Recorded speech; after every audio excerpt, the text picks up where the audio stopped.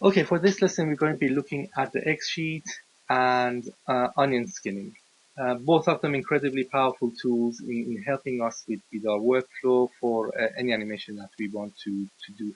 This particular session is sort of a much more personal approach to your animation, so it actually helps with your own personal workflow as opposed to the group workflow. This is really looking at your own timing and animation, really.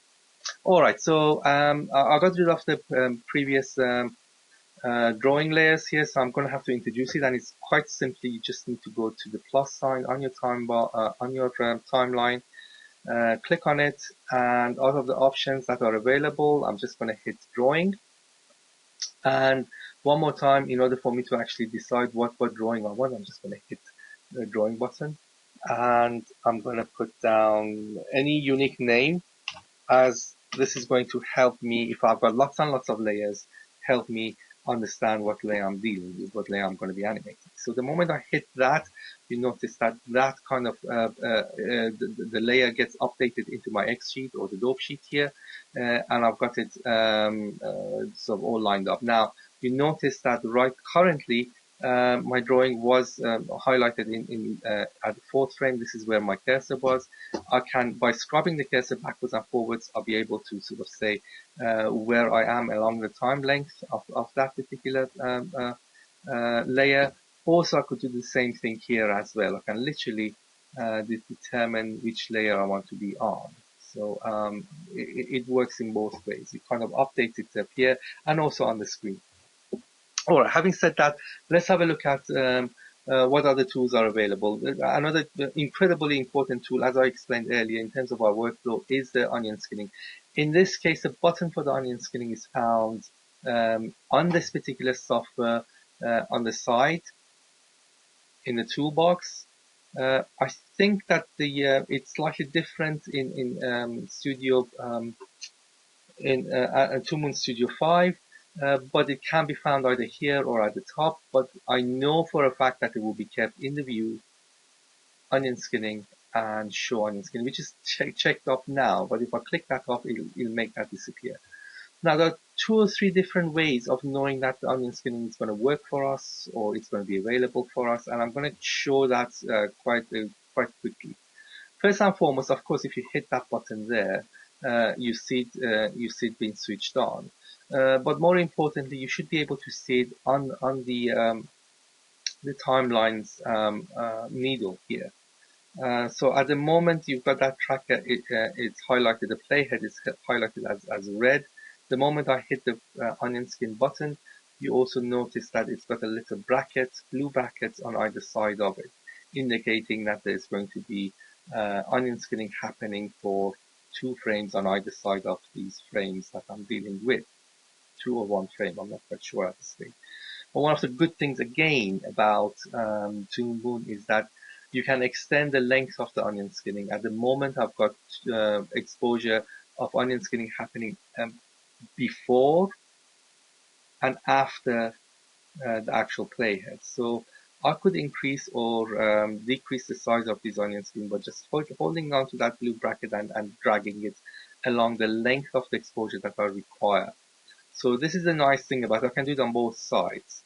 Or I can indeed close it. So if I don't want anything showing before the actual animation, then I can actually close that to only see what's happening before. But the nice thing about that is with ToonBoon is that you can actually determine it manually by going there to increase or decrease the length of the exposure that you want on your onion skin. So that's a nice thing about it. All right, going to frame 1. I'm just going to start to do a simple drawing. I've already named it ball, so it's obvious that's going to be a round object. There it is. That's my round object. For my version of a round object, I've got my Wacom connected to this. I'm drawing it with the mouse. So that's the first drawing. And of course, like with any of these software, you just need to go and expose the second frame to be able to draw your second increment. And you notice at the moment I move on, my onion skin is going to be represented in a red color. So I'm just going to increase that, do my second drawing, sorry, and then go on to the third one. I'm going to do my third drawing, and I'm going to go to my fourth one, and I'm going to make it a bit longer as it's going to stretch. Then I'm going to do my fourth one. In fact, I'm going to make a radical change and kind of hit the ground here to squash. And of course, I'm going to do another stretch here. And by here, it's going to get back to the normal shape. And so on and so forth. So I'm not going to linger on this too much.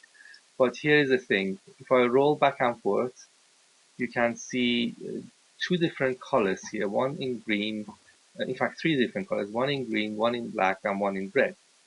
The green is going to be events that are going to be happening, so the drawings that are going to be coming after the black one. The black is going to be the current frame. This is the current frame.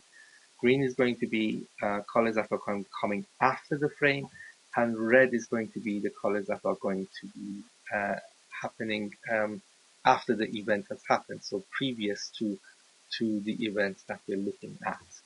And that's sort of working quite well for us right now. So I can scrub back and forth and see the action there.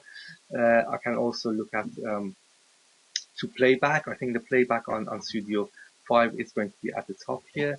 I'm going to hit the playback here, and you can see the ball being bouncing, and you can see it's quite fast at this stage. So it could literally do with some of these frames, or most of these frames being duplicated, or the exposure for them to be increased. At the moment, you notice that you've got frame 1, frame 2, frame 3, all of them being exposed across one frame. So in fact, let's stop calling these drawings as frames. They are just drawings. So we're going to call them drawing 1, drawing 2, drawing 3, drawing 4, drawing 5, so on and so forth, to drawing 8, being exposed across one frame each. And if you wanted to actually increase that in any way, we need to just go to the last one first of all, go to where that arrow is, click and drag to create an exposure of that. So now frame 8, which is this black one here, is being exposed across, if I do it one more time, across 8 frames in total, right? So that's the easiest way to do it, but supposing that you just wanted to increase that frame by just the one, so I just need to go to frame 1, drawing 1, and right click on it and go to exposure and say increase exposure, and that would increase it by 1 again. So frame drawing 1 is now exposed across 2 frames before it moves on. Supposing that I wanted a bit more, but I can't be bothered with dragging all these or moving these up, so I can just go to frame 2, again to exposure, and go set exposure to, and it actually asks you 1, 2, 3, how many. You can even do it manually, so it comes up and says actually I want it to cross 3 or 4 or 5, right? So I'll click that, and you notice now that's being exposed across 4 frames. So you can actually increase or decrease the exposure going to the exposure sheet itself, or in fact you can go to the actual timeline and right click, and you have the same tools available to you. So you can actually then say that, you know, yeah, let's increase this by 1 here as well. I'm just going to increase that by 1. Of course, the timing for this is going to be all out of whack because I'm just demonstrating something here for you. And if I play that, you notice that, yeah, it's all a little bit out of whack here. But you can get a sense that now, whereas previously we had all even exposures, now there's definite increment in terms of timing, and there's a definite manipulation of timing here as well. So that's a really important thing to bear in mind and remember. By increasing or decreasing these, you can actually set the exposure for each drawing to the length of time that you require, so you can manipulate it easier rather than having to go back and redraw the same frame over and over again. This would be the best way to go about it. Right, that's pretty much it for this lesson. Next lesson, what we'll be looking at is going to be looking at basically importing your own drawings, hand-drawn animation, and vectorizing them into ToonBoon and getting them to play for you. And then we move on from that in terms of how to manipulate that further as well.